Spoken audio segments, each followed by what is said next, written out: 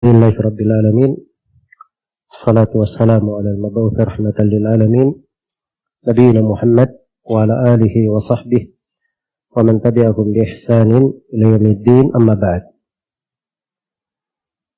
Alhamdulillah, pada malam hari ini pertemuan yang ketujuh dalam kajian kita membahas sirah Nabi sallallahu alaihi wasallam dalam manzuma al-Iraqi ad-Durar as-Saniyah fi dhatni as-siratin nabawiyah. Semoga Allah Subhanahu wa taala menganugerahkan kepada kita semua ilmu yang bermanfaat, berbuah dengan amalan salih, dan semoga Allah Subhanahu wa taala selalu menanamkan kecintaan di dalam hati kita semua kepada Allah dan kepada Rasulnya serta terhadap agamanya, menghidupkan kita di atasnya dan mewafatkan kita di atasnya. Innahu waliyyu dzalika wal qadiru alaih. Baik, kita akan memasuki pembahasan di halaman 60 tentang hijrah ke Habasyah dan pemboikotan terhadap Bani Hashim di Syekh Abi Thalib. Yang disebut oleh penulis rahimahullah bermula dari bait syair yang ke-189 di halaman 60. Al-Iraqi rahimahullah berkata, "Dzikru al-hijrataini ila an-Najashi wa hasri Bani Hashim fi Syekh." Penyebutan dua hijrah kepada An-Najashi. Jadi hijrah ke Habasyah.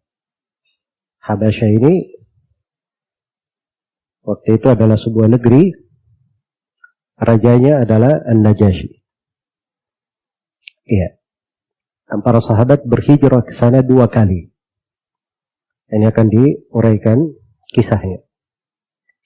Wa hasri Bani Hashimin fi Syekh. Dan pengepungan Bani Hashim di Asy-Syi'r.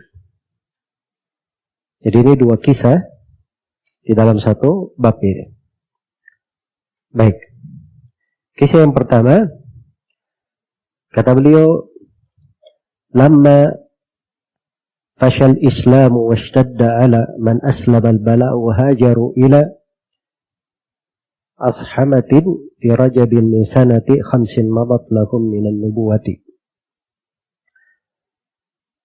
Beliau rahimahullahu ta'ala, lamma fasha, tatkala Islam itu sudah tersebar luas, semakin tersebar, ini sudah kita dengarkan dari beberapa perjalanan dakwah Nabi sallallahu alaihi wasallam semenjak turunnya wahyu, bagaimana beliau mendakwai orang-orang terdekatnya, kemudian dakwah beliau secara rahasia, maksudnya tidak terang-terangan, di rumah Al-Arqam bin Abi Al-Arqam. Iya, kurang lebih 3 tahun ya kalau bahasa Al-Iraqi. Namun kita sudah terangkan bahwa itu tidak ada dalil tetap pembatasan 3 tahun, mungkin lebih daripada itu. Namun setelahnya memang betul ada dakwah tidak begitu terang-terangan. Setelah itu ada dakwah jahriyah. Beliau terang-terangan di dalam menyampaikan dakwahnya. Nah, ini juga sudah dijelaskan. Nah, pada saat itu Islam pun menjadi lebih tersebar. Iya. Menjadi lebih tersebar. Umumnya seperti itu. Sebuah dakwah, apalagi dakwah itu kebenaran, adanya orang-orang yang menentang, orang-orang yang menggombosi, orang-orang yang membuat manusia lari darinya, itu tidak membahayakannya. Nabi Muhammad SAW digelari dukun, tukang sihir, tapi itu tidak berpengaruh pada beliau. Yaitu Rasulullah SAW bersabda, "Yadummunani mudammaman wa ana Muhammadun." Mereka mencela saya, memanggil saya sebagai mudammam, orang yang tercela, sedangkan saya adalah Muhammad, nama saya Muhammad, orang yang terpuji. Maka beliau selalu terpuji. Karena itu dikatakan dalam Al-Quran, wa rafa'na laka dzikrak, kami tinggikan penyebutanmu. Sebagaimana orang yang menyelisih jalan beliau, Allah telah memastikan, inna syani'aka huwal abtar. Sungguhnya orang yang mencelamu, mereka yang terputus perkaranya.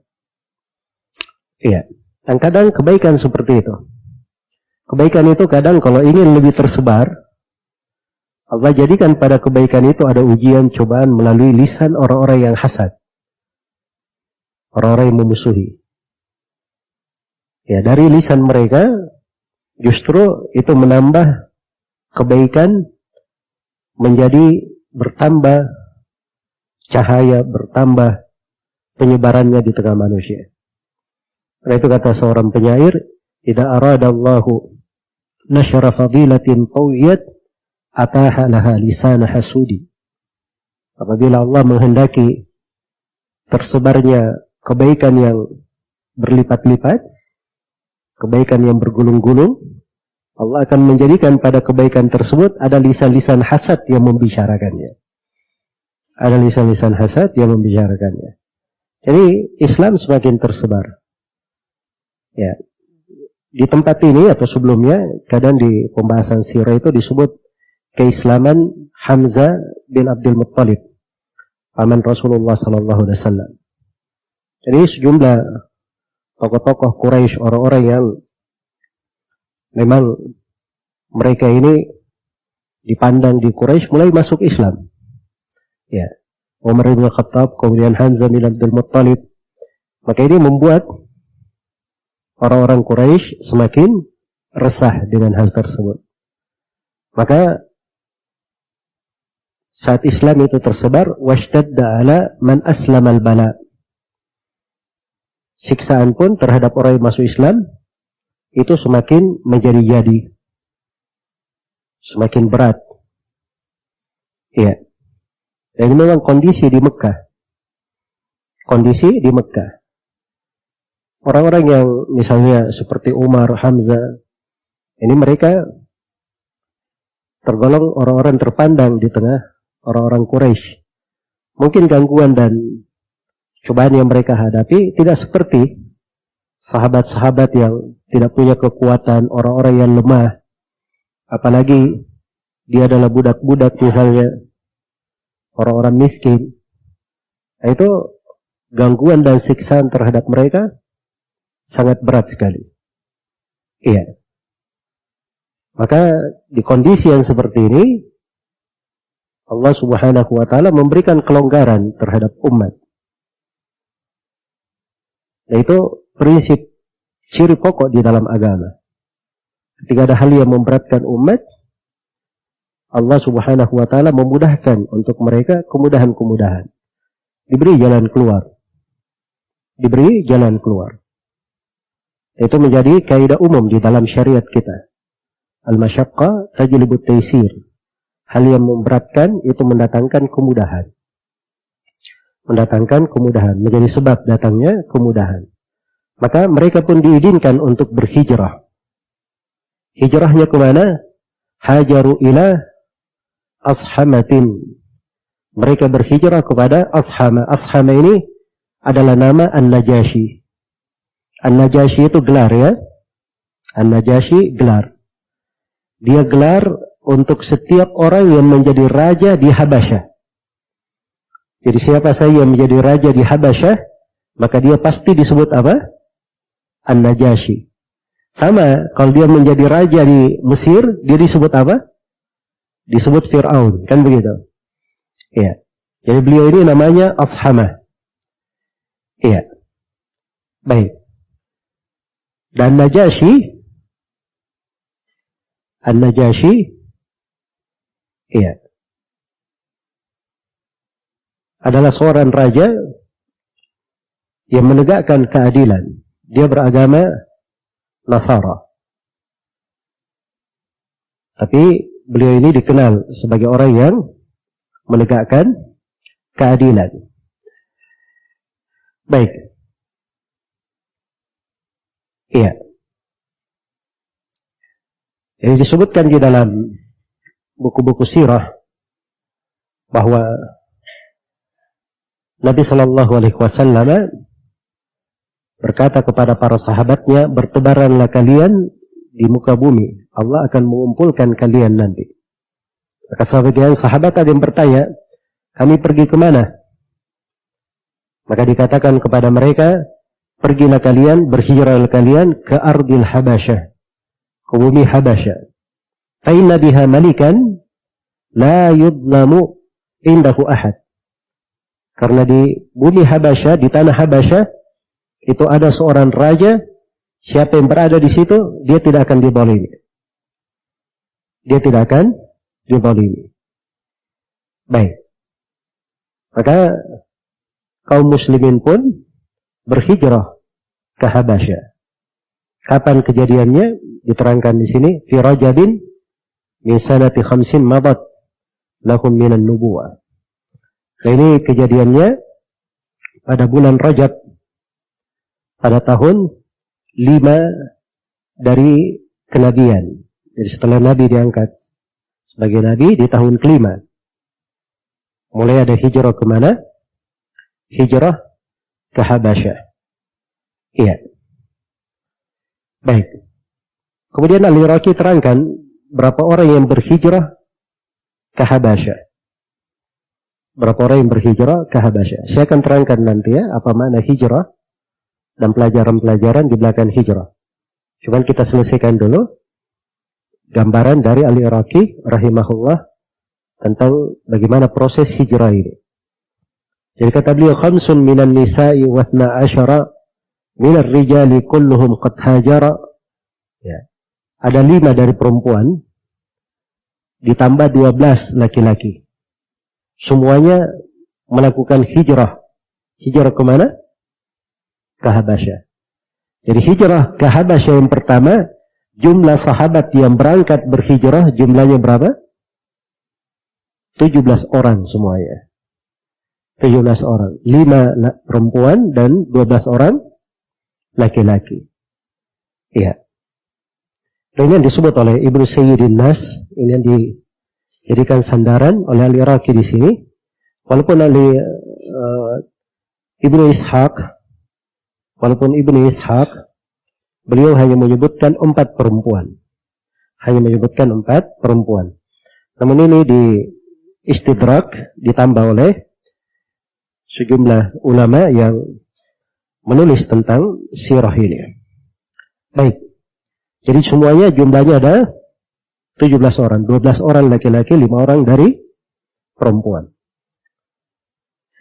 Baik. Al-Iraqi merinci nama-nama mereka. Merinci nama-nama yang berhijrah. Ya, mungkin ada pertanyaan. Untuk apa dirinci? Memperpanjang saja. Hah? Nah, itu ada fungsinya ya di pembahasan rawi-rawi, di pembahasan keutamaan para sahabat. Ya. Jumlahnya kan tidak banyak, cuma 17 orang saja. Tapi itu yang mendapat keutamaan hijrah 2 kali itu luar biasa. Dia selain hijrah ke Habasyah, hijrah juga ke Madinah, itu dapat apa? 2 keutamaan. Makanya itu dirinci oleh para ulama. Karena ini memang hal yang penting di dalam mengingatkan bagaimana seseorang itu berkorban di dalam agama, meraih keutamaan, di dalam menjaga agamanya dan di dalam meninggikan kalimat Allah Subhanahu wa taala di atas muka bumi. Baik, disebutkan nama-nama oleh Al-Iraqi rahimahullah. Kata beliau, Mus'ab wa Zubair wa ibn Auf wa Hatib fa aminu min khawfi. Yang pertama Mus'ab. Di situ Mus'ab enggak dibaca Mus'abun, tidak. Dibaca Mus'ab karena ini darurat syair. Kalau dibaca Mus'abun nanti kofianya akan miring nanti. Baik. Jadi kalau dibaca Mus'ab waz itu wazannya menjadi mufta'ilun. Ya, jadi seimbang ya kofianya, tidak ada masalah. Baik. Sebelumnya ya, Sebelumnya Utsman ma' zaujatihi Ruqayyah asbaqahum lil hijratil mardiyah Mus'ab wa Zubair wa ibn Auf wa Hatib fa aminu min khawfi. Yang pertama adalah Utsman, yaitu Utsman ibn Affan radhiyallahu ta'ala anhu. Baik, ini mungkin banyak yang belum pernah dengar ya tentang hijrah Habasyah. Kita kan paling banyaknya kita dengar hijrah apa? Hijrah ke Madinah kan begitu. Ya, ini ada hijrah ke Habasyah. Dan Utsman radhiyallahu ta'ala anhu ini termasuk orang yang paling pertama hijrah ke Habasyah. Ya, Utsman ibn Affan radhiyallahu ta'ala anhu bersama istrinya Ruqayyah. Baik. Ruqayyah bintu Rasulullah sallallahu alaihi wasallam. Ruqayyah putri Rasulullah sallallahu alaihi wasallam. Ini asbaqahum lil hijratil mardiyah. Mereka adalah yang paling pertama, yang paling mendahului. Iya. Dalam hijrah yang diridhai ini. Dibahasakan oleh penulis diridhai.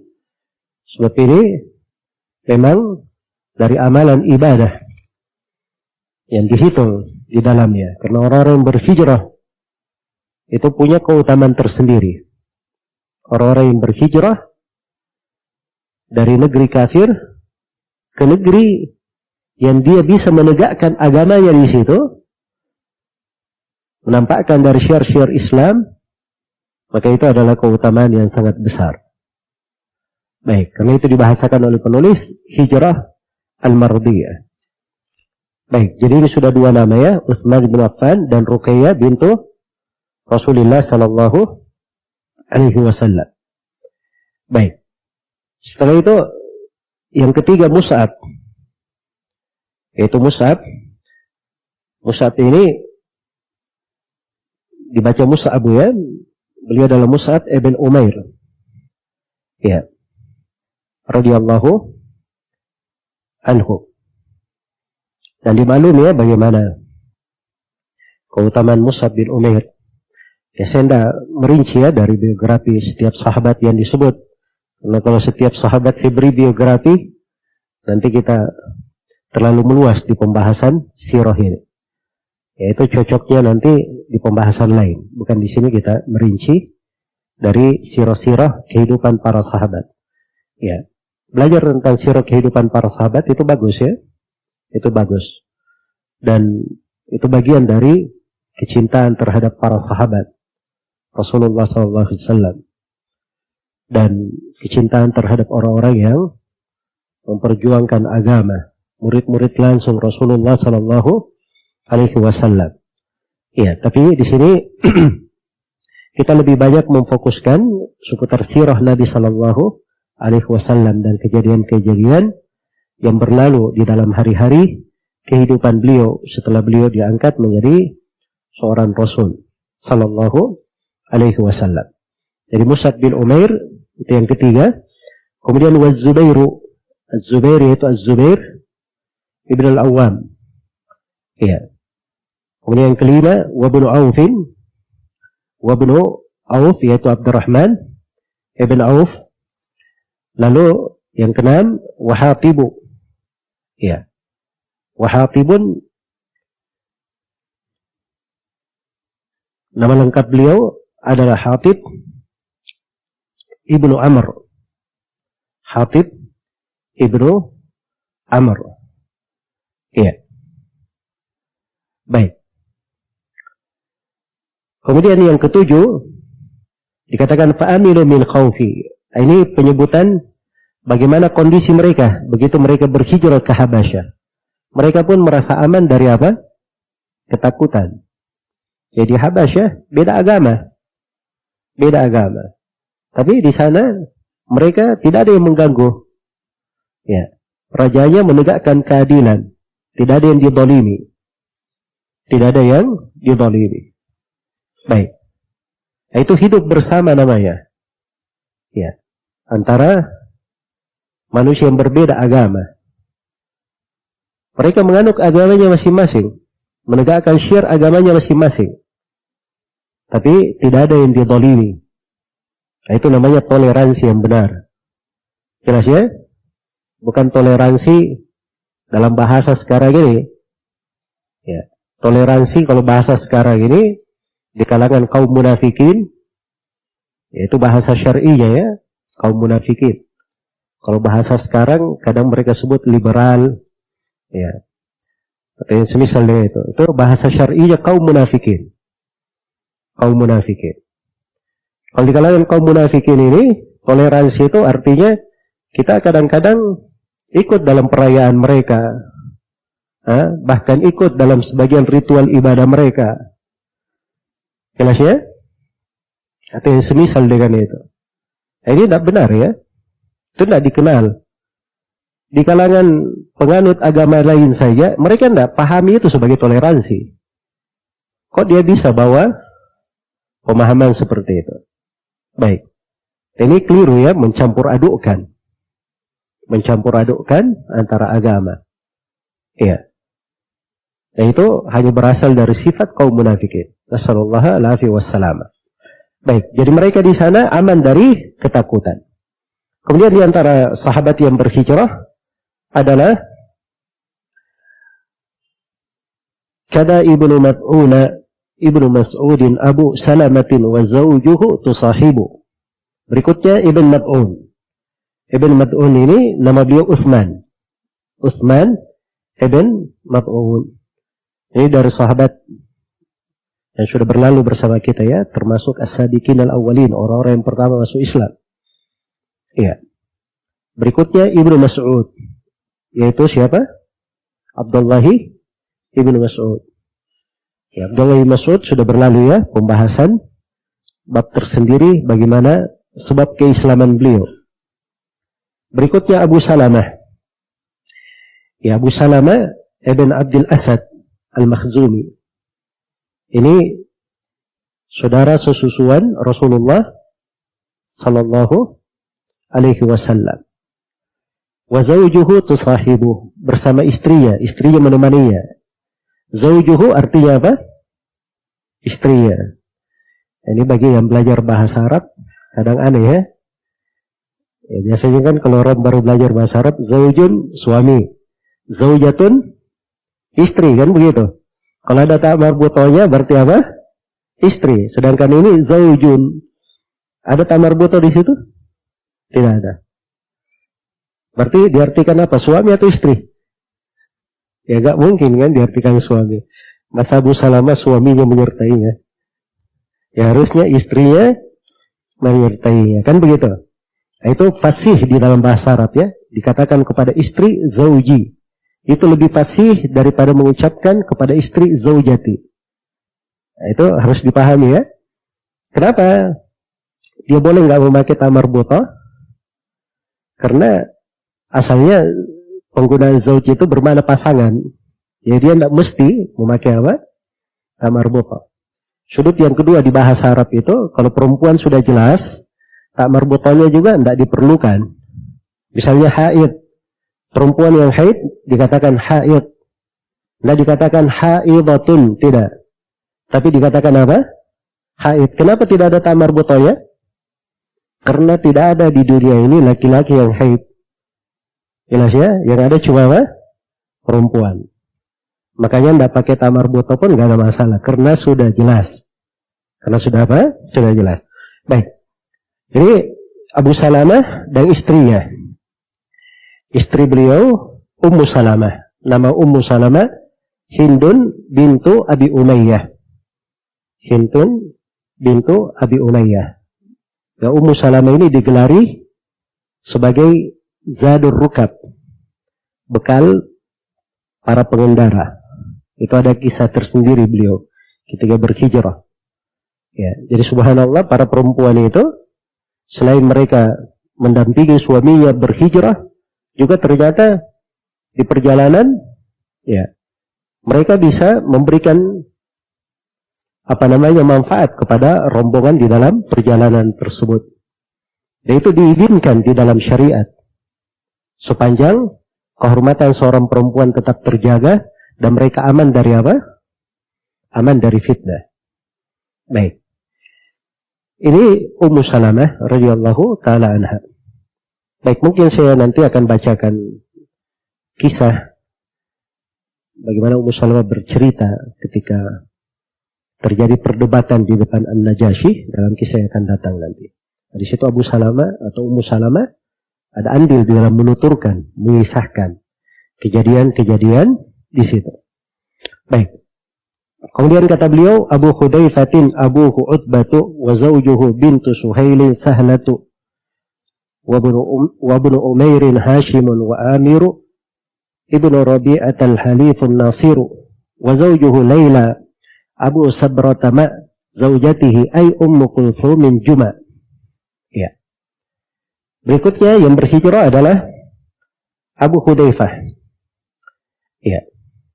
Abu Hudayfah ini ada yang mengatakan bahwa nama beliau adalah Muhashim, ada yang mengatakan namanya Hushaim, ada yang mengatakan namanya Hashim, dan ada yang mengatakan namanya Abu Hashim. Jadi sekitar itu. Hashimim. Ya. Abu Hudayfah ibnu Utbah. Jadi maksudnya begitu, Abu Hudayfah ibnu apa? Utbah. Jadi jangan dipahami Abu Hudayfah hijrah bersama ayahnya. Utbah tidak. Tapi maksudnya Abu Hudayfah ibnu siapa? Ibnu Utbah. Baik. Berikutnya suami istrinya, wa zawjuhu bintu Suhailin Sahla. Ya, beliau membawa istri ya. Ya. Sahla bintu Suhail. Namanya Sahla. Sahlatu bintu Suhail. Ya Masya Allah ya. Jadi ayahnya itu namanya apa? Suhail. Dari kata sahal, mudah. Dan dia namanya Sahlah. Juga dari kata apa? Kata mudah juga. Kadang orang Arab seperti itu. Menghubungkan nama sama maknanya, cuman dirubah konteksnya. Ini bisa untuk nama laki-laki, sana bisa untuk nama perempuan. Tapi maknanya sama. Iya. Sahlah itu yang dimudahkan. Dan itu wajar ya, seorang bernama dengan Suhail misalnya, Sahlah. Ya. Nama itu kan ada pengaruh ya. Ada pengaruh. Dan sudah kita jelaskan bahwa ada seorang sahabat yang namanya itu Hazn. Namanya apa? Hazn. Tahu artinya Hazn? Kesedihan. Ya, Nabi berkata, ganti namamu. Tapi sahabat ini tidak ganti namanya. Kata cucunya Sa'id bin Musayyab bin Hazn. Cucunya ya, imam para tabi'in, Sa'id bin Musayyab.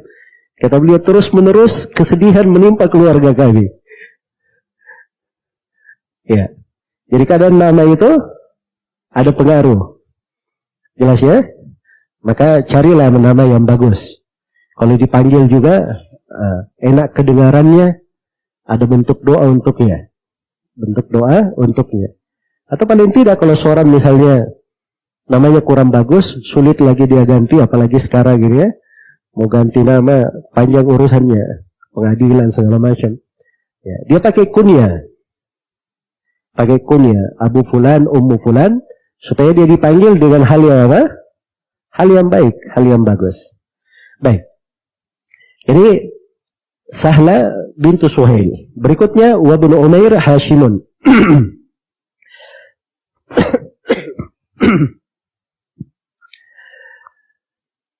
Baik. Di antara yang berhijrah adalah Ibnu Umair. Ya. Ibnu Umair, Hashimu. Ibnu Umair ini nama beliau Mansur ibn Umair bin Hashim. Jadi Hashim ini ayahnya. Hashim itu ayahnya. Iya. Harusnya kan dikatakan Ibnu Umair abuhu Hashimun. Harusnya begitu. Tapi kadang orang Arab dia tidak sebut kata abuhu. Kalau memang sudah jelas orangnya. Itu ada ya kadang digunakan oleh orang Arab. Ya, dibuang untuk darurat syair namanya.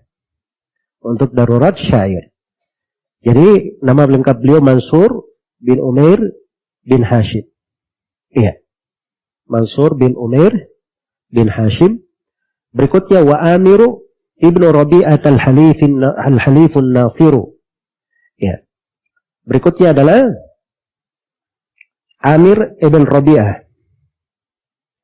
Amir ibn Rabi'ah Halif Dikatakan Al-Halifun Nasiru. Ya, beliau ini halif untuk keluarga Al-Khattab Ibn Nufail. An-Nasiru, dikatakan An-Nasir, maksudnya An-Nasir, penolong agama Allah. Penolong agama Allah.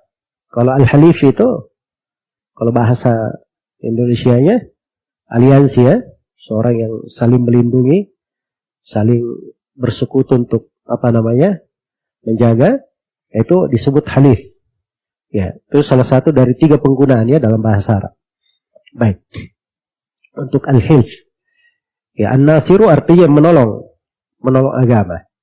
Jadi Amir bin Rabi'ah ini radhiyallahu taala anhu, beliau berhijrah bersama istrinya. Siapa istrinya? Kata beliau, wa zawjuhu Lailah. Bersama istrinya, yaitu Lailah. Lailah bintu Abi Khaythama al-Adawiyah. Bintu Abi Khaythama al-Adawiyah. Berikutnya Abu Sabrah ma'zaujatihi Ummu Kulthumin. Ya, berikutnya Abu Sabrah bersama istrinya Ummu Kulthum. Nah, ini 2. Berikutnya Abu Sabrah, nama lengkap beliau Abu Sabrah ibn Abdul Uzza al-Amiri. Ya, kemudian istrinya adalah Ummu Kulthum bintu Suhail ibn Amr. Ummu Kulthum bintu Suhail bin Amr. Jadi sudah lengkap ya. 5 orang perempuan dan 12 orang laki-laki. Kata beliau, kharajat Quraisyun fil athari lam yasilu minhum li ahli thari. Ya. Maka Quraisy pun menyusul mereka. Jadi begitu para sahabat ini keluar dari kota Mekah, itu tidak dibiarkan oleh orang-orang Quraisy, disusul. Tapi subhanallah, Allah subhanahu wa ta'ala memberi taufik kepada mereka. Jadi para sahabat yang keluar ini, mereka berjalan ke arah dermaga, dan Allah beri taufik kepada mereka. Ternyata sedang ada 2 perahu para pedagang di situ. Iya, sedang mampir. Maka mereka pun ikut di perahu tersebut, berlayar ke negeri Habasyah. Iya, ke negeri Habasyah. Maka orang-orang Quraisy ketika keluar di jejak-jejak mereka untuk menyusul, ternyata mereka sampai ke sana, para sahabat ini sudah berangkat, sudah pergi. Maka mereka tidak bisa mengambil hasrat mereka, menunaikan hasrat mereka di dalam menumpahkan kemarahan kepada para sahabat yang pergi berhijrah ini. Ini makna lam yasilu minhum li akhli tha'ri. Tha'ri itu artinya untuk membalas atau untuk menjatuhkan kejelekan terhadap mereka. Jadi kata beliau, wa kharajat Quraisy ya, tidak ditanwin, wa kharajat Quraisy fil athari lam yasiru minhum li akhli thari. Ya, fajawaruhu fi atammi hali, thumma atau Makkah fi Syawwal. Apa yang terjadi terhadap 17 orang sahabat ini ketika tiba di Habasyah? Mereka pun di negeri Habasyah hidup bersama orang-orang Habasyah dalam kondisi yang paling sempurna. Maksudnya kondisi yang paling baik. Iya, di kondisi yang paling baik. Ini An-Najasyi ini raja, dia menegakkan keadilan. Tidak ada orang yang tinggal di negerinya yang dia zalimi. Tinggal di negerinya dia zalimi. Jadi dari salah satu siasat politik dalam sebuah negeri itu sudah berjalan semenjak dahulu. Karena negeri-negeri itu terkait dengan orang luar, itu mereka memiliki berbagai siasat. Memiliki berbagai siasat. Dan siasat Najasyi di sini termasuk siasat yang paling bagus. Siapa yang datang tidak dia zalimi. Ya, dia menegakkan keadilan. Dia dilarang orang yang datang hidup, ya, sepanjang dia tidak berbuat kezaliman terhadap penduduk negeri Habasyah, maka itu tidak ada masalah. Jelas ya? Karena sebuah negeri itu memang kadang mereka perlu kunjungan orang-orang yang datang dari luar terkait dengan perekonomian, perdagangan, ya. Kemudian tukar pengalaman di dalam mengembangkan dan seterusnya. Banyak kemaslahatan. Ya. Karena itu di dalam syariat Islam pun tidak ditutup hal yang seperti itu. Tidak ditutup. Karena itu di dalam pembahasan syariat kita ada namanya pembahasan al-mu'ahadah. Ada namanya pembahasan al-aman. Ada namanya pembahasan ahlud dhimmah. Ya. Karena memang hubungan dengan orang-orang kafir, apakah tinggal di negeri kita atau kita menjalin hubungan kerjasama dengan negeri yang lain, kalau sekarang ini disebut dengan hubungan bilateral, ataupun misalnya dari turis-turis asing yang masuk ke dalam sebuah negeri, itu ada rincian di dalam fikih agama, dasar-dasar pembolehan hal tersebut dengan ketentuan-ketentuan dimaklumi di kalangan para fuqaha, ahli fikih. Jadi pembahasan kenegaraan yang seperti ini, itu dipahami oleh para sahabat. Mereka itu bukan cuman tinggal di kota Mekah saja, kota Madinah saja. Ya. Dari hikmah Allah ada yang berhijrah ke Habasyah. Ya, ada yang berhijrah ke Habasyah. Termasuk yang berhijrah ke Habasyah, orang-orang yang cikal bakalnya menjadi pemimpin-pemimpin umat. Seperti Utsman bin Affan, Az-Zubair bin Awwam, Abdurrahman ibn Auf, yang dikenal sebagai orang yang sangat sukses di dalam perniagaan. Radhiyallahu ta'ala anhum ajma'in.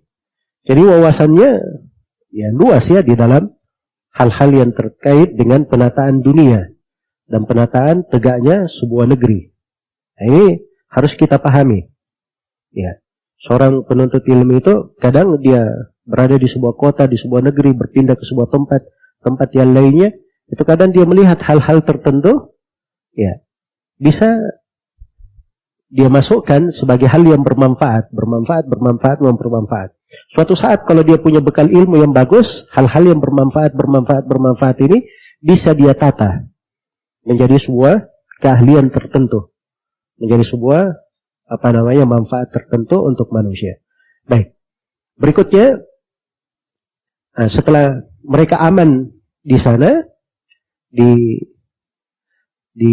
Habasyah, ya, tidak ada yang mengganggunya, maka apa yang terjadi? Thumma atau Makkah fi Syawwali min amihim idh qila ahlu Makkati qad aslamu wa lam yakun bis-sabati fastaqbaluhum bil ada wasyiddati faraja'u lil hijrati tsaniyati. Ya. Tapi ternyata setelah itu mereka kembali lagi ke Mekah. Ya, para sahabat ini kembali lagi ke Mekah ke bulan Syawal. Kembali lagi ke Mekah di bulan Syawal. Iya. Baik. Min amihim, dari tahun itu juga mereka kembali. Baik. Kenapa mereka kembali? Apa sebabnya? Iqila ahlu Makkati qad aslamu wa lam yakun bis-sabati. Karena ada yang mengatakan penduduk Mekah katanya sudah masuk Islam. Ya. Jelas ya? Nah, artinya kalau penduduk Mekah sudah masuk Islam, untuk apa lagi mereka berada di Habasyah? Ya. Jelas ya? Walaupun rajanya seorang yang adil, tidak ada yang dizalimi di sisi dia, tapi tetap saja tinggal di negeri kafir itu ada mafsadatnya atau tidak? Ada mafsadatnya, kan begitu. Tinggal di negeri kafir. Ya. Karena itu asalnya hijrah ke Habasyah ini dibolehkan karena ini mafsadat lebih ringan. Mafsadat lebih ringan daripada mereka tetap di mana? Tetap di Mekah. Ya. Dan ini dari fikih yang sangat besar di dalam agama. Seorang muslim kalau dihadapkan kepada dua mafsadat, ini dua-duanya bahaya ini. Dua-duanya mafsadat. Tapi dua mafsadat ini harus dia hadapi dua-duanya. Harus dihadapi dua-duanya. Maka di sini dia pilih yang paling ringan mafsadatnya. Dia pilih yang paling ringan apa? Mafsadatnya. Maka diizinkan hijrah ke negeri kafir. Jelas ya? Nah, ini fikih masih berjalan hingga hari ini. Masih difatwakan oleh sebagian ulama kita hingga hari ini. Ada sebagian saudara-saudara kita kaum muslimin di negeri kafir, mereka tertindas di negerinya. Tapi ada negeri, dia mau pergi ke negeri Islam, itu tidak memungkinkan bagi mereka. Kadang dari sisi perekonomian, dari sisi biaya, kadang dari sisi izin untuk pemerintahnya karena dia menyandang paspor warga negara tertentu, tidak boleh masuk ke negeri ini. Jadi pilihan yang paling dekatnya, dia ke negeri kafir yang semisal juga kafir. Tapi di negeri kafir ini, kadang ada sebuah desa, mayoritasnya kaum muslimin. Nah, dia bisa tinggal di desa ini. Seperti itu. Jelas ya? Sebagaimana sebagian saudara-saudara kita misalnya di Eropa atau di Amerika, dia berhijrahnya kemana? Ke sebagian kota di Inggris. Karena mayoritasnya di sebagian kota ada yang mayoritasnya adalah kaum muslimin. Jelas ya? Nah ini bisa seperti itu. Mirip dengan kondisinya apa? Kondisi hijrah kemana? Ke Habasyah. Nah itu masih difatwakan oleh para ulama rahimahumullahu ta'ala berdasarkan kejadian ini. Baik. Jadi ketika para sahabat mendengar bahwa penduduk Mekah sudah masuk Islam, mereka pun kembali. Ya, tapi apakah berita ini benar? Walam yakun bisabati. Berita ini tidak sabit, tidak syah, tidak benar. Itu isu-isu saja. Jelas ya? Ini 17 orang sahabat menjadi korban berita yang tidak benar. Nah ini sudah ada di dalam sejarah ya. Korban dapat berita-berita tidak benar, ya seperti itu. Makanya sekarang ini, ya hal-hal yang terkait dengan hoax, berita yang tidak benar, ya jangan sampai kita jadi korban juga ya. Jangan sampai menjadi korban. Apalagi kadang di masa sekarang ini dalam menampilkan berita itu seakan-akan meyakinkan. Ya, ada videonya, ada gambarnya, tapi ternyata semuanya bisa ditipu. Jelas ya? Baik. Nah, ini sudah ada pengalaman-pengalaman dalam hal yang seperti ini. Tapi subhanallah ada hikmahnya. Bagaimana itu? Fastaqbaluhum bil adha wasyiddati. Maka ternyata penduduk Mekah ya menerima mereka dengan gangguan dan hal yang lebih berat lagi.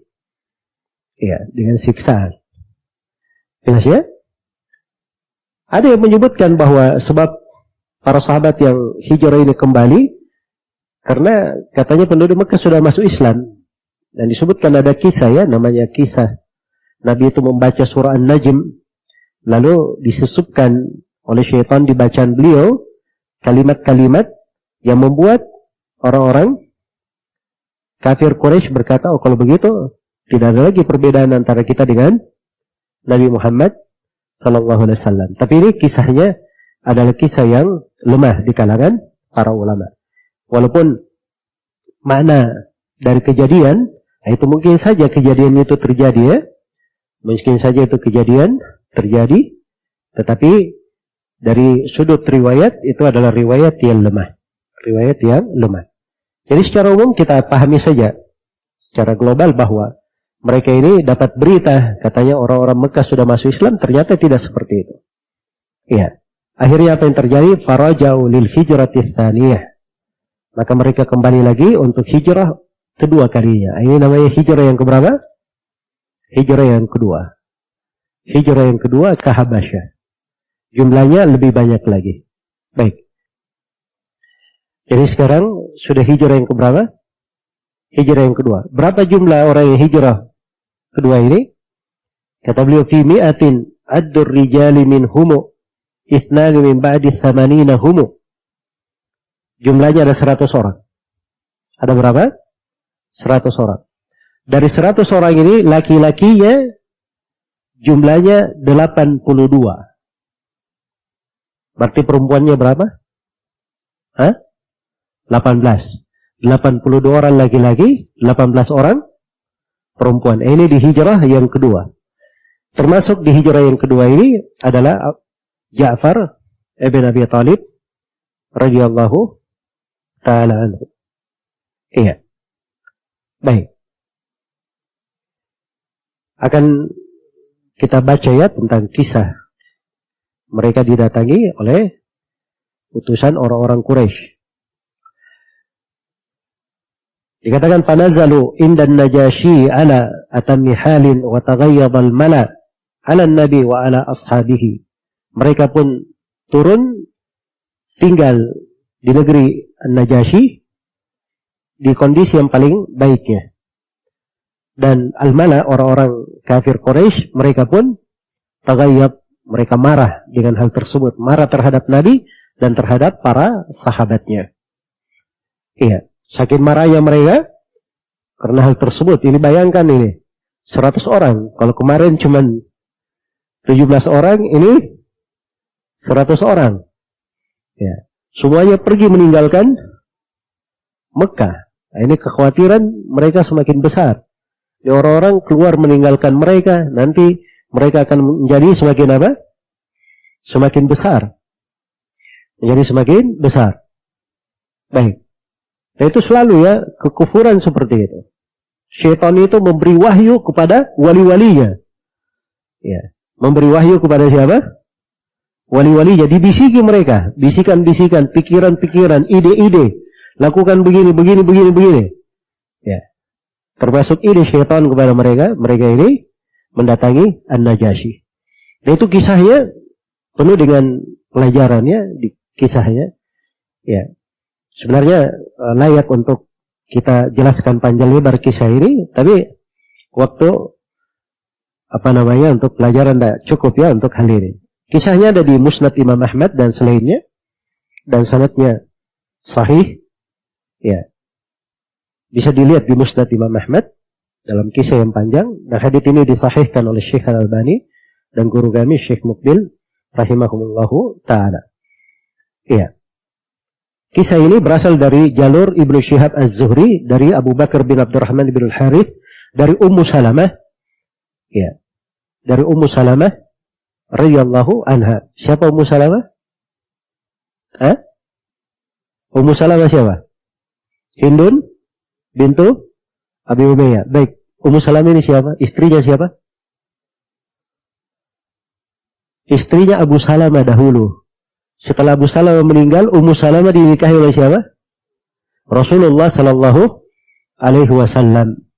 Maka beliau adalah ibu kita dari Ummahat al-Mu'minin, dari ibu kaum mukminin. Ummu Salamah yang bercerita kejadian ini. Ini peran beliau menceritakannya ya. Beliau mengisahkan, ya, tatkala kami tinggal di negeri Habasyah, ya, maka An-Najasyi pun, ya, itu memperlakukan kami dengan perlakuan yang sangat baik. Aminna ala dinina, kata beliau. Kami pun merasa aman terhadap agama kami. Abadna Allah Ta'ala la nu'dah. Kami menyembah Allah Subhanahu Wa Ta'ala, tidak ada yang mengganggu kami, tidak ada yang menyakiti kami. Dan kami tidak mendengar hal yang kami tidak senangi. Jadi mereka sholat ini tidak ada yang molok-olok, tidak ada yang mencaci maki. Jelas ya? Sampai hari ini ada sebagian negeri-negeri kafir, orangnya kafir dan muslim. Tapi kalau ada yang sholat di jalan di ini, mereka nggak ada masalah. Tidak ada yang mengganggu. Ada sebagian negeri seperti itu ya, di wilayah-wilayah Asia juga. Ya, tapi ada sebagian negeri juga di wilayah-wilayah Eropa sana, kalau ada orang yang sholat di jalan bisa ditendangi sama mereka.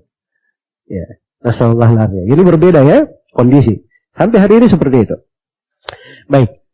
Kata beliau, tatkala kondisi ini sampai kepada orang-orang Quraisy, mereka pun bermusyawarah.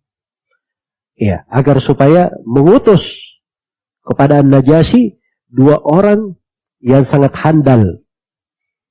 Ya, bisa dihandalkan untuk menyampaikan pesan-pesan kepada An-Najasyi dan membuatnya menerima. Dan mereka bawa hadiah yang banyak untuk An-Najasyi.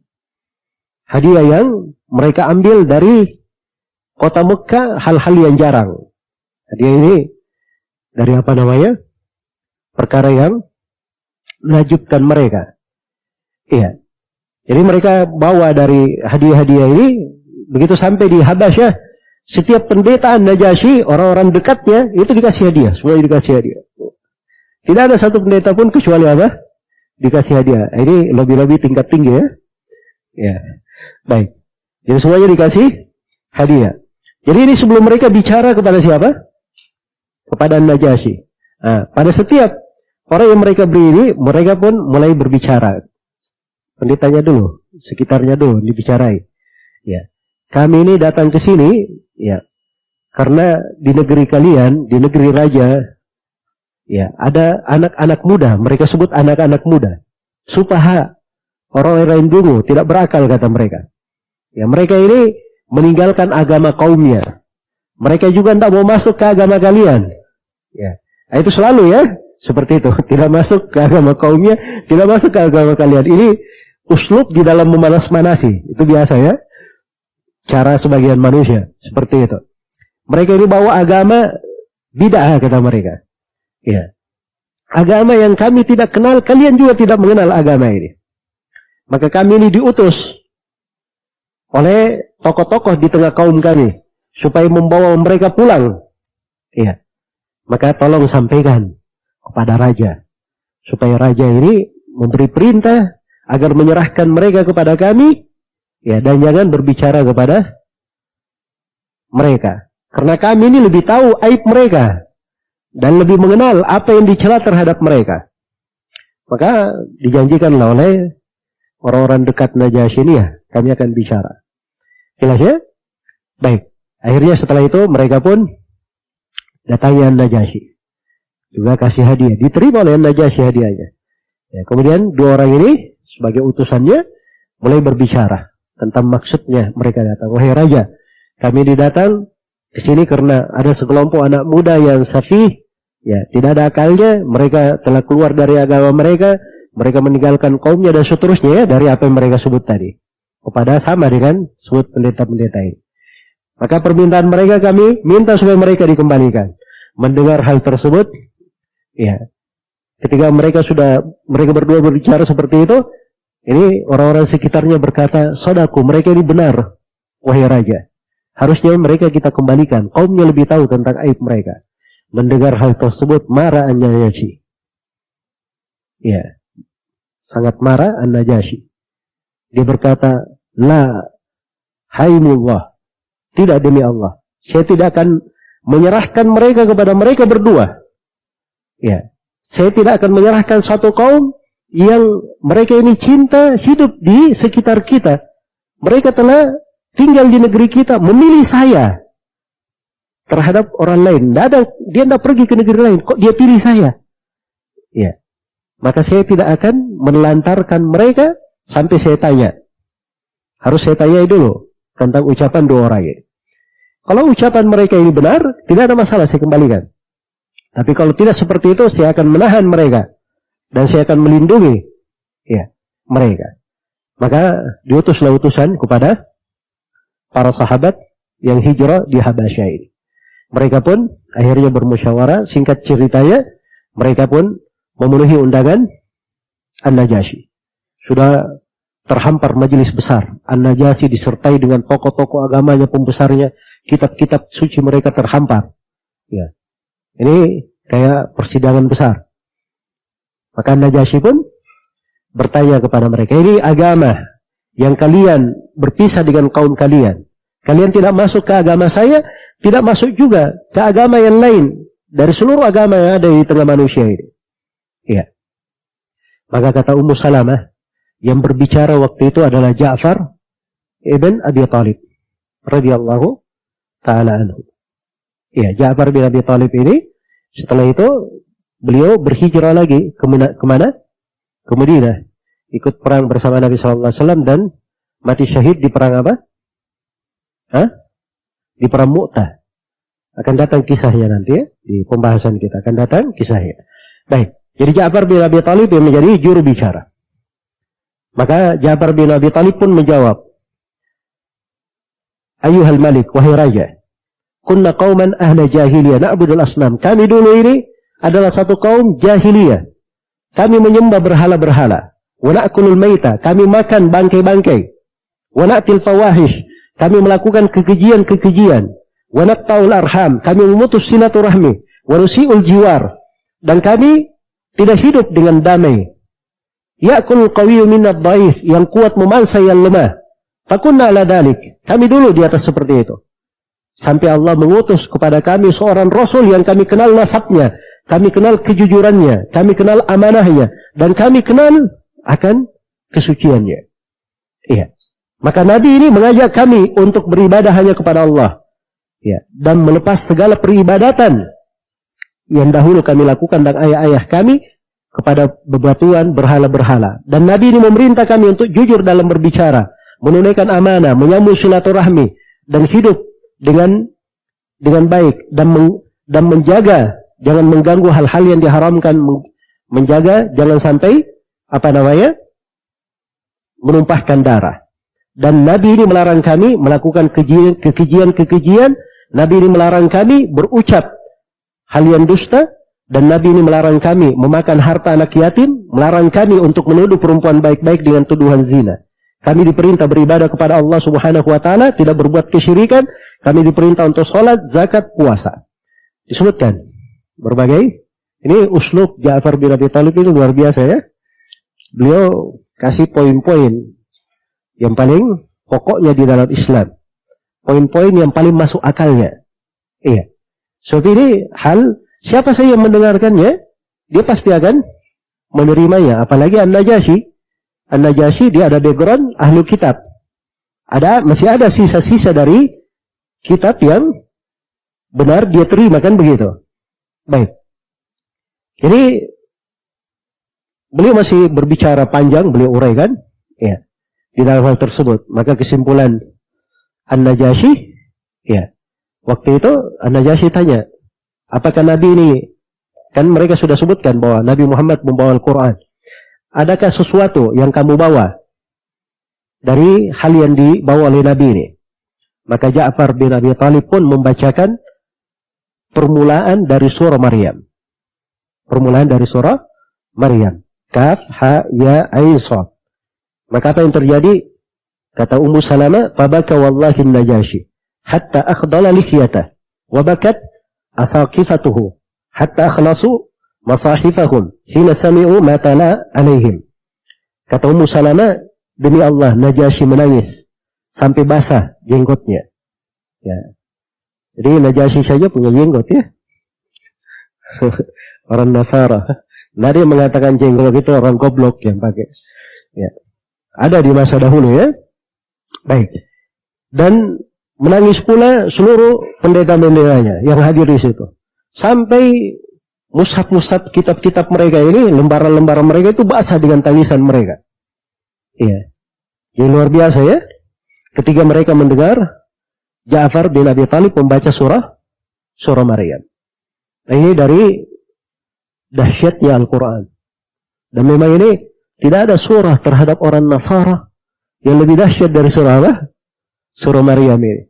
Menjelaskan tentang hakikat Nabi Isa alaihi salam. Dan itu luar biasa. Iya.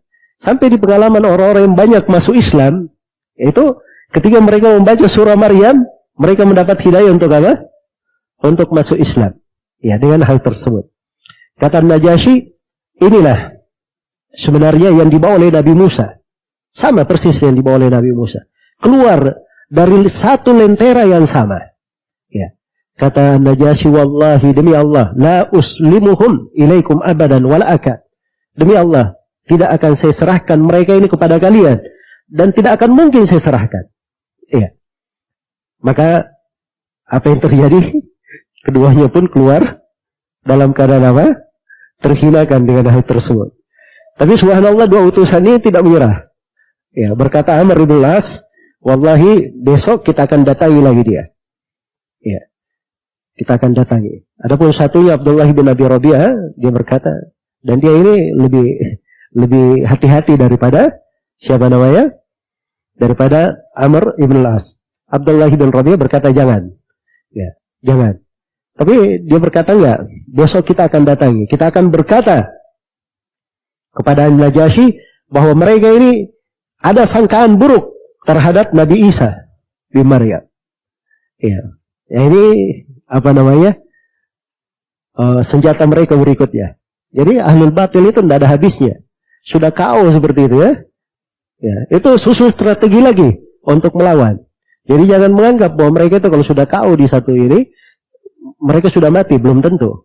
Ya, kadang dia bangkit lagi. Ya, sama seperti ini. Baru hari ini mereka sudah terhinakan, besoknya mau masuk lagi. Akhirnya diutus lagi utusan ke mereka.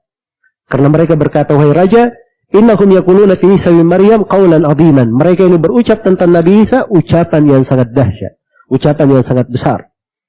Maka dipanggil lagi oleh Najasyi, ditanya, apa yang kalian ucapkan tentang Isa bin Maryam? Kata Ja'far bin Abi Thalib, kami berucap padanya seperti apa yang dibawa oleh Nabi kami, bahwa Nabi Isa adalah hamba Allah dan Rasulnya dan ruh dari sisi Allah, kalimat yang Allah lemparkan kepada Maryam, ya, al-udra al-batul, Maryam yang beliau adalah seorang perawan, seorang gadis yang taat beribadah terjaga, ya. Maka An-Najasyi pun memukul tangannya ke bumi, lalu dia mengambil ranting, lalu beliau berkata, ya,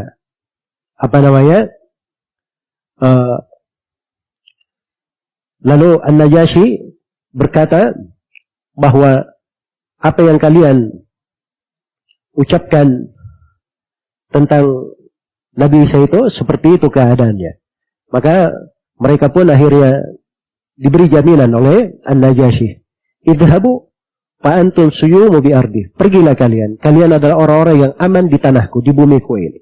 Man sabbakun garim. Siapa yang mencela kalian, saya akan beri hukuman. Ya, saya akan beri denda. Kemudian thumma man sabbakun garim. Diulangi 3 kali. Siapa yang mencela kalian, saya akan berikan apa? Akan berikan denda. Baik. Dan seterusnya ya, sampai akhirnya ya kelihatanlah bagaimana keadaan mereka di Habasyah ini. Ketenangan mereka, ringkasnya seperti itu. Dan Najasyi sendiri, beliau ini masuk Islam ya. Beliau masuk Islam. Hanya saja beliau tidak bisa menampakkan keislamannya. Ya, jadi pendeta-pendetanya tahu itu bahwa dia masih di atas agama apa? Nasara. Tapi dia sendiri sudah apa? Masuk Islam. Karena itu ketika Najasyi meninggal, Nabi SAW mensolati An-Najasyi dengan solat apa? Solat gaib. Itulah awal syariat solat gaib. Ya, karena itu para ulama berbeda pendapat tentang solat gaib ini. Apakah ini solat khusus untuk An-Najasyi saja? Atau dia boleh untuk setiap orang yang meninggal tidak disaksikan? Atau dia boleh untuk orang yang kondisinya seperti An-Najasyi. Dia muslim, masuk Islam, tapi tidak ada yang mensolatinya di sana. Jelas ya? Atau dia boleh untuk seorang yang punya nama raja seperti siapa? An-Najasyi. Ini berbagai pendapat di tengah ulama. Karena itu di antara ulama yang memfatwakan orang yang meninggal, kalau orang yang meninggal di negeri kafir tidak mensolatinya itu jelas ya, boleh dilakukan sholat apa? Sholat gaib. Tapi kalau ada raja yang meninggal, ada presiden yang meninggal, kepala negara yang meninggal, dilakukan salat gaib, boleh atau tidak? Sebagian ulama memandang itu boleh. Iya, berdasarkan kisah An-Najasyi. Tapi yang madhab yang terlalu lapang, bergampangan, kalau setiap orang yang meninggal, itu disolati salat apa?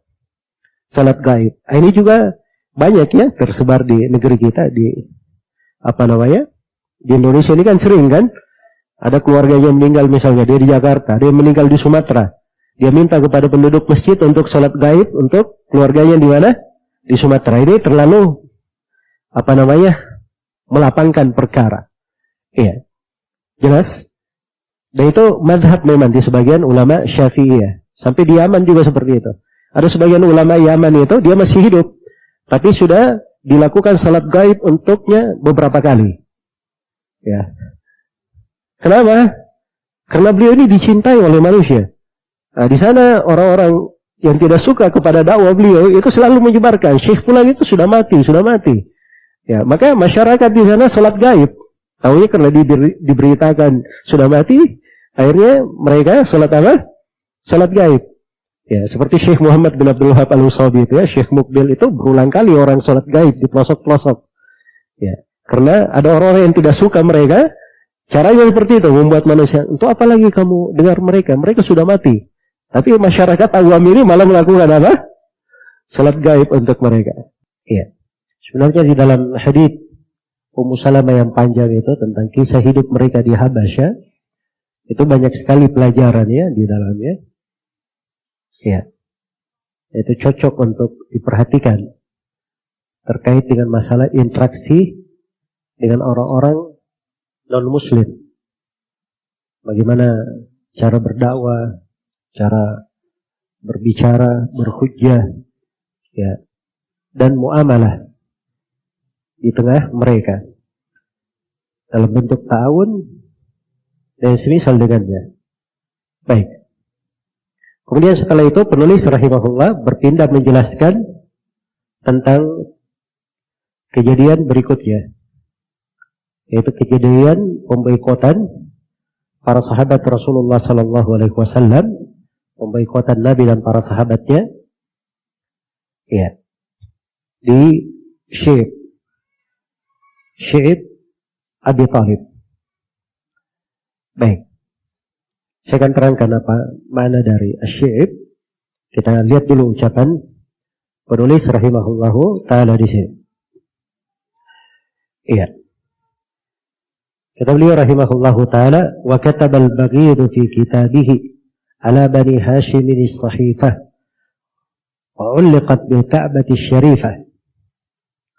Iya. Dan al-Baghir menulis dalam kitabnya, dalam tulisannya. Ini mulai di sini ya, uraian kejadian pemboikotan. Al-Baghir ini itu namanya Al-Baghir. Jadi namanya Al-Baghir Ibnu Amir bin Hashim bin Abdi Manaf. Iya. Baik. Jadi Al-Baghir itu namanya. Demikian disebut. Dan subhanallah ya, Al-Baghir itu artinya orang yang sangat membenci, atau kalau diartikan maf'ul, orang yang sangat dibenci. Ya. Dan namanya seperti kenyataannya, sangat membenci dakwah Nabi sallallahu alaihi wasallam. Ya. Dan kan kita lihat ya bagaimana kejadian menimpanya nanti. Jadi Al-Baghir ini dia menjadi juru tulis. Menjadi juru tulis dari apa yang ditulis oleh pemuka-pemuka Quraisy. Iya. Terhadap Bani Hashim. Karena Abu Thalib dari Bani Hashim, Nabi Muhammad dari Bani Hashim. Bani Hashim ini, Abu Thalib itu melindungi Nabi Muhammad SAW. Maka mereka ini orang-orang Quraisy ingin memboikot siapa? Bani Hashim.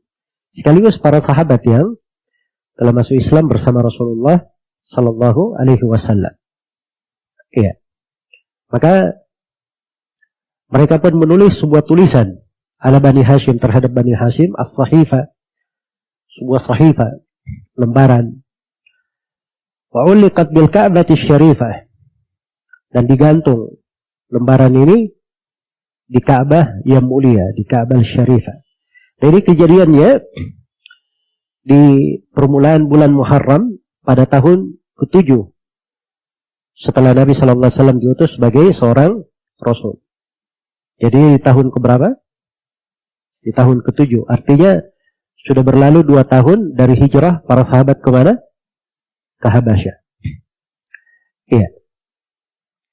Jadi dari kelanjutan permusuhan orang-orang Quraisy, mereka memboikot, bersepakat menulis sahifah, ya, lalu memboikot Bani Hashim. Di sahifah itu ditulis apa isinya? Alla yunakihuhum wala, ya, tidak boleh menikahi mereka, tidak boleh. Diringkas ya, karena ini syair. Ya. Jadi yang ditulis di situ bahwa orang Quraisy, ya, diperintah la tunakihuhum, jangan kalian menikahkan mereka. Wala tubayi'uhum, jangan kalian berjual beli dengan mereka, transaksi apapun dengan mereka. Wala tukhalituhum, jangan kalian bergaul dengan mereka. Illa yuslimu Muhammadan liyuqtal, kecuali kalau mereka menyerahkan Nabi Muhammad untuk dibunuh. Jelas ya? Kecuali kalau mereka menyerahkan Nabi Muhammad untuk dibunuh. Maka tentunya ini ditolak oleh Bani Hashim. Iya. Ditolak oleh Bani Hashim. Maka kaum musyrikin sepakat untuk mengeluarkan Bani Hashim dari Mekah ke Syi'ib Abu Talib. Jadi di kota Mekah, Syi'ib itu lereng ya. Lereng dari apa? Lereng gunung. Mekah itu, dia jangan dianggap kota seperti yang kita lihat sekarang. Oh itu kondisi Mekah sekarang sudah canggih ya. Gunung dibelah-belah, ditembus-tembus. Ya. Kalau dahulu, Mekah itu dikenal dengan lereng-lereng gunung. Ya.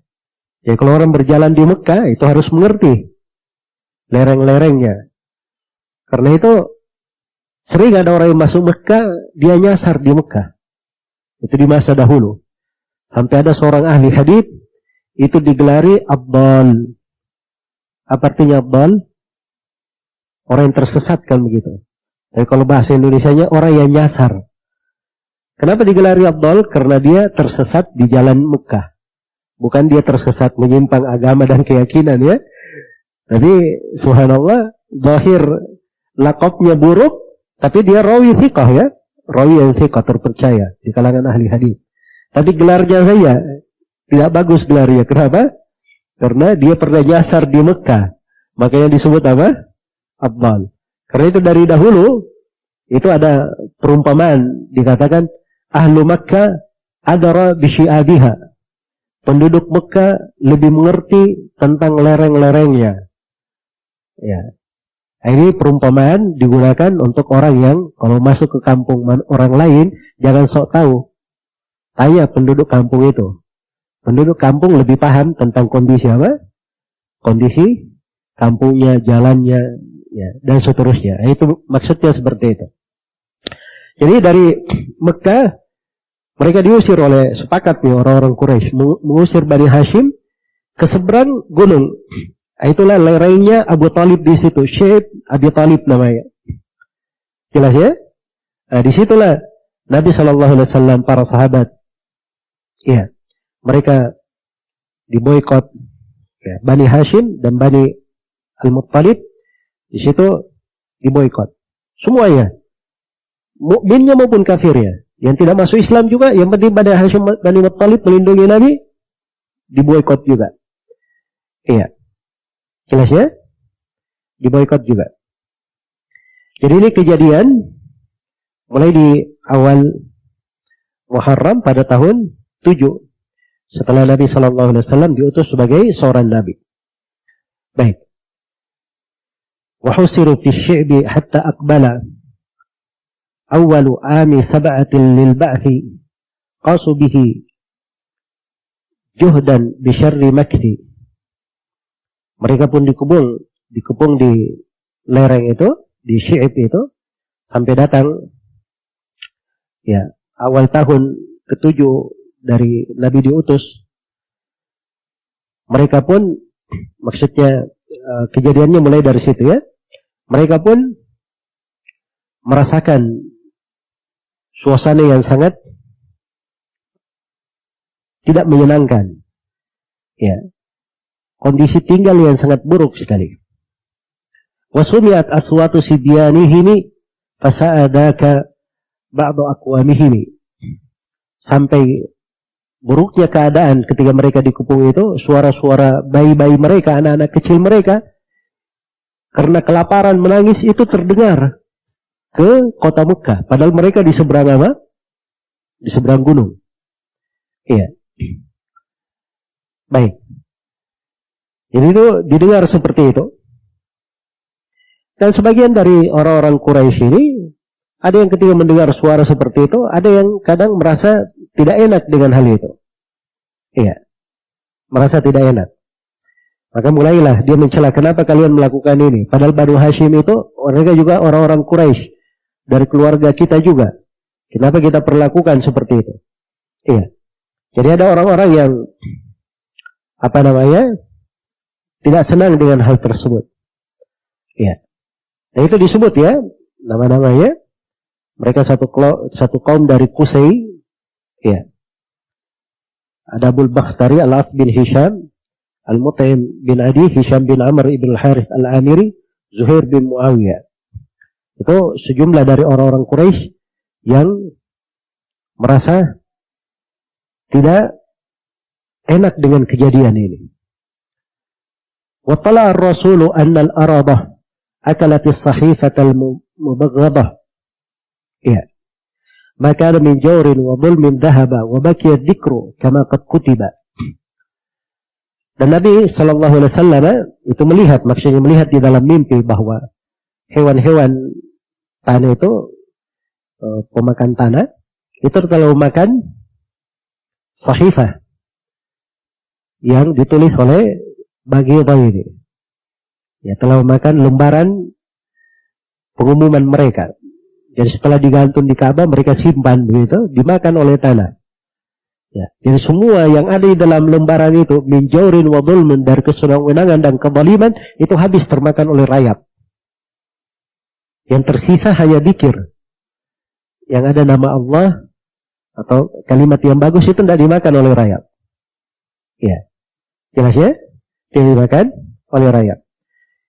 Baik, itu kejadiannya disebutkan ya, bahwa Rasulullah SAW bermimpi, beliau melihat bahwa sahifah itu telah dimakan oleh rayap, dari kalimat-kalimat buruk hanya tersisa dari nama Allah dan yang semisal dengannya. Baik, dan beliau beritahukan hal tersebut kepada pamannya Abu Talib. Iya, dan pamannya menyampaikannya kepada siapa? Orang-orang Quraisy. Kepada orang-orang Quraisy. Ya, maka Abu Talib pun mendatangi orang-orang Quraisy. Jadi ketika Abu Talib bersama Bani Abdul Muttalib mendatangi orang-orang Quraisy, ya, maka orang-orang Quraisy ini menyangka bahwa Abu Talib ini datang menyerah, ingin menyerahkan Rasulullah SAW supaya dibunuh. Iya. Maka Abu Talib berkata, wahai orang-orang Quraisy, telah berjalan antara kita, antara kami dan kalian, perkara-perkara, ya, yang kita tidak perlu sebutkan. Sekarang begini saja, datangkan lembaran yang telah ditulis, yang di dalamnya ada perjanjian kalian. Ya, barangkali kita bisa buat perdamaian dibangun di atas hal tersebut. Maka mereka pun datangkan lembarannya itu. Mereka merasa bangga dengannya. Iya. Merasa bangga dengannya. Begitu diletakkan, mereka berkata kepada Abu Talib, iya, apa namanya, bahwa harusnya kamu, wahai Abu Talib, dari kemarin sudah menyetujui kami ucapan yang semisal dengan itu. Yang intinya bahwa Abu Talib mengatakan di sahifah itu sekarang sudah tidak lengkap, sudah termakan rayap. Ya, Nabi Muhammad itu memberitahu saya tentang hal tersebut. Iya. Kalau dia bukan seorang nabi, ya, maka kalian akan lihat ucapan dia dusta. Dan kalau dia adalah seorang nabi, maka kalian tahu sendiri bagaimana hakikatnya. Mereka buka ternyata seperti yang disebutkan oleh Nabi Muhammad SAW. Maka mereka pun berkata, ini adalah sihir keponakan kamu. Ya, itu selalu seperti itu ya. Sudah lihat bulan terpecah, itu sihirnya Nabi Muhammad. Sama seperti yang dikabarkan, itu sihirnya juga. Semuanya seperti itu. Baik. Maka dimaklum ya bahwa Abu Talib berucap qasidah ba'iyah terkait dengan pengupungan ini. Ya. Inilah yang dikatakan di sini, fawajadu dzaka kama qala, maka mereka dapatkan kejadiannya seperti yang dikabarkan oleh Nabi Muhammad. Waqad shallat yadul baghidi wallahu samad. Dan tangan al-Baghid ini menjadi lumpuh. Iya. Menjadi lumpuh, yang menulis sahifah itu al-Baghid itu menjadi lumpuh tangannya. Dan dialah Allah tempat bergantung. Iya. Jadi ujian itu kadang menimpa seorang yang beriman. Nabi kita tertimpa ujian luar biasa ya, dahsyatnya ujian ini. Iya. Baik. Ujian itu menimpa. Tapi itu tidak menahan Nabi dan para sahabatnya untuk tetap istiqamah di atas agama. Bahkan Ujian-ujian itu untuk seorang mukmin itu membuatnya semakin kuat. Seorang mukmin itu kadang sama ya seperti orang yang karena sudah terbiasa dipukul, akhirnya pukulan ini sudah menjadi apa? Tidak terasa lagi, karena dia sudah terbiasa. Jelas ya?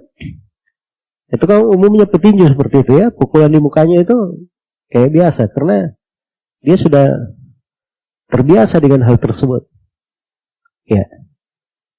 Saya pernah lihat koki di sebuah pondok, dia masak pakai alat goreng yang besar sekali. Itu habis selesai masak diangkat pakai tangannya, nggak pakai alas. Ya, diangkat pakai tangannya. Kalau ada yang mengangkat seperti itu, masya Allah ya, langsung terbakar tangannya. Tapi dia enggak. Ketika ditanya kenapa, saya sudah terbiasa. Yang awalnya seperti itu melupuh, tapi terus diangkat, akhirnya sudah apa? Tidak terasa apapun. Iya. Kadang seorang mukmin seperti itu, kena ujian, cobaan, akhirnya membuat dia semakin apa? Semakin kuat. Dan sudut lainnya, kadang berlipat ganda dari keteguhannya, keimanannya, pahalanya, dan berbagai kebaikan yang dia dapatkan. Baik. Tadi dikatakan falabisu as-silaha thumma ukhriju min syi'bihin wa kana dakal makhraju, maka mereka pun memakai dari senjatanya. Maksudnya memakai senjata ini orang-orang Quraisy tadi yang mereka tidak senang dengan anak-anak bayi sampai kelaparan dan seterusnya. Ya, mereka akhirnya memakai senjatanya untuk mengeluarkan Bani Hashim dan Bani Abdul Muttalib dari pemboikotan tersebut, dikeluarkan dari Asy-Syi'b. Wa kana dzakal makhraju. Dan itulah akhir dari ujian mereka di situ. Kapan itu? Fi ami asyratin bi ghairi maili. Pada tahun ke-10. Jadi berapa tahun diboikot? 3 tahun. Subhanallah. Bisa dipahami ya bagaimana kondisi. Ya. Kita saja di Indonesia ini pernah ada krisis, ya cuman sebulan berapa bulan ya, itu luar biasa kekacauan ya. Ini diboikot 3 tahun, subhanallah. Diboikot 3 tahun, tapi mereka bersabar, jalan keluar. Ada pasti jalan keluar. Nah, itu selalu ujian itu pasti ada jalan keluarnya. Itu sudah ketentuan Allah. Fa inna ma'al usri yusra, inna ma'al usri yusra. Bersama dengan kesusahan ada kemudahan. Bersama kesusahan ada kemudahan. Kata Ibnu Abbas, kesusahannya cuma sekali, kemudahannya 2 kali. Iya, kemudahannya 2 kali. Baik. Dan itu nikmat Allah ingatkan kepada Nabi-Nya, Nabi Muhammad sallallahu alaihi wasallam. Karena itu seorang di dalam beragama, jangan dia sangka bahwa ujian dan cobaan itu tidak menyapanya, tidak menderanya. Tapi kadang ujian dan cobaan itu bisa menjadi hal yang mengangkat derajat seseorang, menambah keteguhannya dalam beragama. Sepanjang dia ikhlas kepada Allah Subhanahu wa taala, menerima takdir dan ketentuan Allah dan punya istiqamah di atas agama. Jadi kejadiannya mereka lepas dari pemboikotan pada tahun 10 setelah Nabi diutus, ya, di ghairi maini, tanpa ada kedustaan. Main artinya kedustaan, maksudnya ini pendapat yang terkuat. Wakila kana mukthuhum amaini. Dari mengatakan bahwa mereka diboikot 2 tahun saja. Itu pendapat ya. Tapi penulis lebih menguatkan pendapat yang pertama, karena itu adalah pendapat mayoritas ulama. Baik. Selesai di sini dari kisah pemboikotan. Wallahu ta'ala alam.